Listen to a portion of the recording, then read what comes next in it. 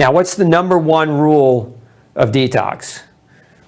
What does it mean to detox? Like, that word gets thrown around a lot, to detox, to take away toxins, right? So where do the toxins come from? Well, they come from food, air, water, and various sundry other things. So, where I see a lot of women, for example, get exposed to toxins is cosmetics and lotions, soaps, shampoos, air fresheners, right? Things that aren't naturally in the air, chemicals that are sprayed on fabrics and on your clothing when you buy them brand new, and on your carpets and in new homes. Like, these are all things that we would classically consider toxins, right? So food, air, water, skin, again, what you put on your skin. And so in this case, cosmetics, lotions, soaps, etc. So number one rule is to quit adding toxins in. I'm going to give you an analogy. Imagine you're in a boat and you're in the middle of the ocean, and your boat's got 8 small holes in it, and so water's just slowly coming into your boat, and you magically have 2 things that you can do. You have a bucket by which you can bail the water out of your boat, and then you have a set of oars with which you can row your boat closer to the shore. Now, if you row your boat, if you decide not to bail water and to row your boat's going to keep taking on water, the rowing's going to get harder, your arms are going to cramp, and eventually your boat's going to sink. If you don't row your boat, you'll get no closer to the shore, but you'll bail water, but the water won't quit coming in because the holes are bringing water into the boat, and so eventually your arms will cramp up and your boat's going to sink, and you'll be no closer to the shore and you'll die. So how do we avoid that analogy, right? Well, that's where number one rule is to not retox. So we plug the holes. If you plug the holes, get creative. Plug the holes. Then you can bail. Then you can row. But this has got to come first. There's an order, sequentially, there's an order to detoxification. And most people start in the bailing strategy. And the reason why, if you're this way, don't take offense, but a lot of people are just lazy. They don't want to acknowledge the truth. They don't want to start with the truth. If you're following the 30-day challenge, the No Grain, No Pain 30-day challenge, read the first chapter. Some of the first words in the book are, all progress begins with the brutal truth. You can't lie to yourself, right? So you can't tell yourself, I want to keep doing the things that I know are unhealthy, and I'm just going to take this really good protein that helps me to detox, or I'll just take extra glutathione or extra NAC, or I'll take some type of liver detox formula that has milk thistle in it or artichoke in it. Like, you can't do that, right? Because it's like you bailing water, but the holes haven't been plugged. You have to stop detoxification coming in. And if you don't do that, you're doomed to failure. And so what you'll end up what actually, for a lot of people, what ends up happening is they spend a few $100s on supplements, don't get any further, and actually feel worse during their detox. Now, what many people will do is they'll stop the Retox for like a month, right? So they'll commit to a diet change for a couple weeks or a month, right? And they'll feel really good, and they'll be like, wow, I'm flying high, I'm feeling so much better because I'm doing these things. And then they'll get to the end of the month and they'll go back to their old habits. So they'll go back to this, right? They'll retox. And so then their problem just comes right back. So again, you have to think of your long-term strategy with any kind of detoxification as a long-term strategy, lifestyle change, and not just, hey, I'm going to do different than what I've typically done for the next month, and then I'm going to go back to my old ways, because your problem's just going to keep coming back and you're going to continue to struggle. So remember, this is number one rule. You can't, it's impossible, it's non-negotiable. You cannot negotiate with this rule. You have to eliminate toxins to the best of your ability. And you can't always eliminate 100% of the air and water toxins. But this is why doing this intelligently, we use good filters, right? So air filters, I like HEPA, ultra-fine HEPA air filters, water filters. If you have your own well water, a good carbon KDF filter works. If you're on the city water, you need reverse osmosis and you need to put electrolytes back into the water when you do that.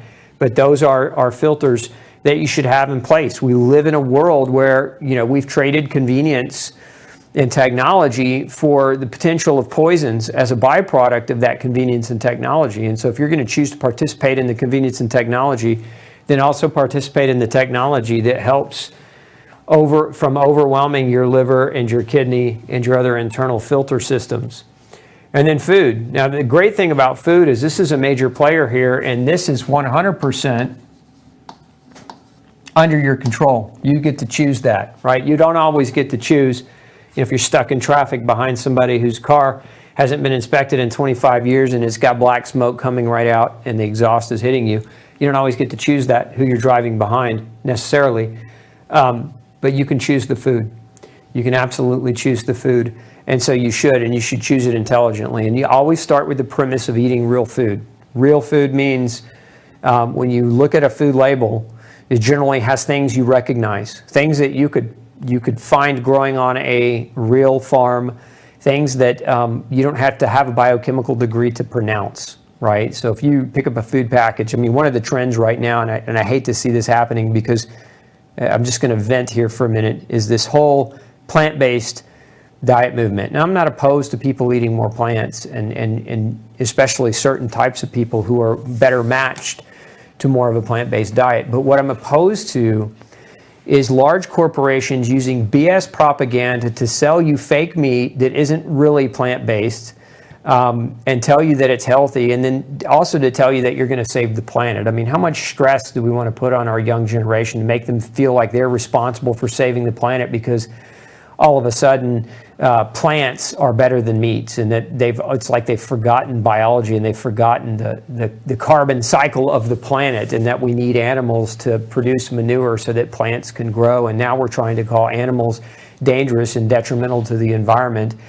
Yet we're saying that at one side of the mouth, but then we're propping up this fake food that's full of soy and protein isolates derived from genetically modified grains and peas and other things, and then mixed into all of this we have synthetic vitamins and hemoglobin, which is basically protein from cow blood, right? So even though it's supposed to be plant-based, you guys know what I'm talking about. If you've gone to the fast food restaurants who are pimping this stuff as healthy to this younger generation who's maybe got a little bit of naivety and a little bit of growth ahead of them, but making them feel horrific. And we're going to see more and more pressure on farmers to do more and more plant-based foods, which, again, this whole notion that animals are somehow evil and a threat and a cost to the earth is a ridiculous notion. So anyway, rant ended.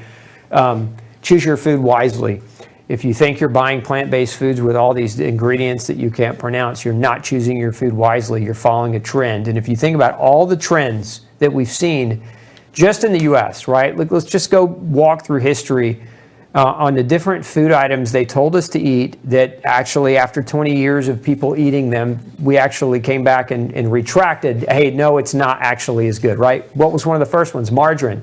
They said margarine's better for you, which is what? What is margarine? Margarine is hydrogenated corn and soybean oil, generally from genetically modified foods. But they said, eat that instead of butter because butter's unhealthy for you. And today we know that hydrogenated vegetable oils are one of the most cardiovascular inducing foods. But for decades, they told you, eat this, not that, right? And then we heard sugar is bad, kind of, and so eat this artificial sugar instead. And so you can recall sulfame and saccharin and Sweet and Low and NutraSweet.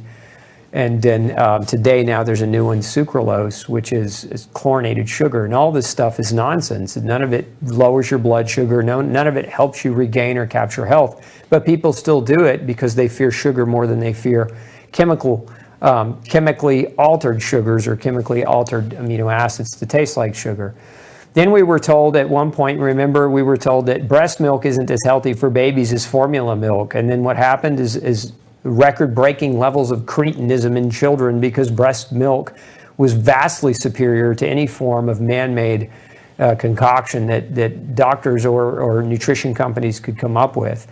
And so each time we've been told, do this, not that. Remember in the 80s, we were told low fat is the way to go, and that fat is the enemy. And we did low-fat diet for almost 20 years, and obesity doubled in the country, and heart disease and cancer and diabetes, all those things increased. All why? Because the experts, the bought and paid for experts, the ones that were bought and paid for by industry, were telling you to go down this rabbit hole of do this, not that, and every time it's the same mistake, which is you deviate away from something that's real for something that's man-made, because some of these men and women have the, we'll just say the audacity to claim that they can make a process thing better than God can, and that's a ridiculous notion too. So don't get caught in that trap again. That we've learned that lesson enough from history to not get caught up in it. So if you're thinking about these plant-based meat products as a solution to the crisis, you call it a pseudo-crisis if you want to,